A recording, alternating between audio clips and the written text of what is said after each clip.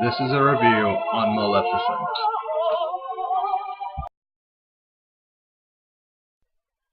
Yes, I'm dressed up, but you know what? It's my review, my video, so why not, eh? So, I'm going to give you the good, the bad, and the geeky. So, let's get down to it. The movie Maleficent has been out for about 4 or 5 days, give or take. It is all based around the villainess from the Sleeping Beauty story in the Walt Disney franchise. First, the good. The good about this is that we finally get a backstory to Maleficent. Even though I don't really support a lot of these decisions about going back and making a story for a villain or villainess, I felt that while this was not necessary, it was something that the fans wanted, and hell, I even wanted to know more about it. Visuals were very well done. CGI, the water, the skies, the mountains, the scenery, everything was just so realistic. I would believe that such a place existed. The forest was very, very well textured. You could tell that the trees had moss and the proper coloring for the bark. Everything, including the animals that were involved, it just seemed so flawless. I can't really knock on visuals, even though many reviewers say that, oh, it looks so cheesy, it looks so horrible. I, for one, didn't think it was horrible or cheesy. What they did with the king, I thought, was very, very interesting and very, very well placed, because, I mean, if you were to do that to a person, or do anything horrible to a person, I think you would be your own worst enemy in and of itself. Maleficent, played by the beautiful Angelina Jolie, just gave a performance that I was, for once, actually accepting. I thought, oh my god, this is going to be bad, and why? But then seeing what she looked like and then watching her performance, I really did honestly believe that Angelina was Maleficent. And now time for the bad. While this is not all necessarily bad, this is just my opinion and what I've gathered from information on the internet also.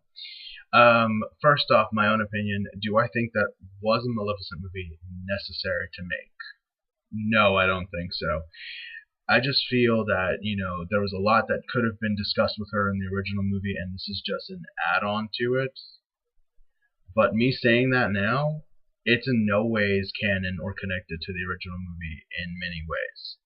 So this is just its own independent film. You don't need to watch the original Sleeping Beauty to get or understand her. Her involvement with a lot of the characters from the original story, very different from how she was originally portrayed. You know, we're to believe Maleficent was evil incarnate, and evil had no explanation. There was more of a story, and you kind of sympathized with her a lot of the times, and, you know, oh, what she's doing isn't necessarily evil. It all has to deal with that key word that Disney loves to throw around, which is love. Love is what makes us just do crazy things, and it's something that we will forever see in cinema, and we will never let go of it. But I kind of felt like Maleficent was above that, but I guess, you know, whatever sells money. And her character, even of itself, as much as I do believe that Angelina is the perfect Maleficent, there were times that I kind of felt like this would not be Maleficent in any other way, just with how she interacted with many of the characters, her relationship with the king, with the fairies, with Sleeping Beauty herself. It just felt so out of place, but again, it still believably was Maleficent. Oh, and did I forget, man. That is also one thing that I thought was above Maleficent, which was man. Indeed, man is the root of all evil, and that is one thing that you have to remember in watching this film. Again, I just believed her being evil had no explanation, but apparently, man, just man. Then I just enjoyed my popcorn, and then, yeah, whatever. And now time for the geeky. So, of course, this is a Disney film. So, if you're a huge fan of Disney, you either have seen it or have not seen it. Why have you not seen it? If you're a fan, you should go see it. Why aren't you? Anyway, they throw out a lot of references to the original movie in and of itself. The song Once Upon a Dream does come back in this version of the movie, and it is sung and portrayed and executed in the most artistic of ways that I honestly loved it, and now have the song on my computer and playing it right now. It just really gives a story to us that is actually could be acceptable for most people with Maleficent, and she still holds her razor sharp edge as she always does, even though she might be different in this.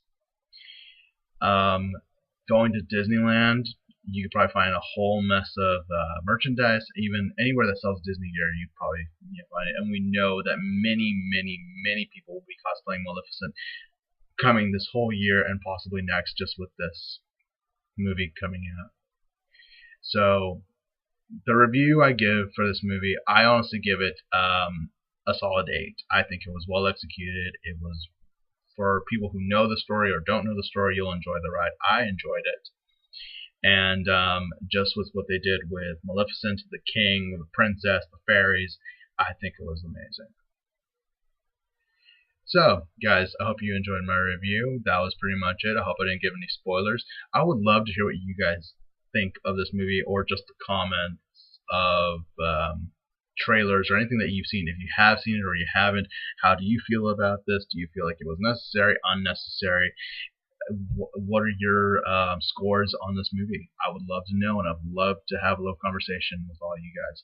So thank you so much for hearing me out. I hope you have a great night, and as always, I'll catch you all in a dream. Night.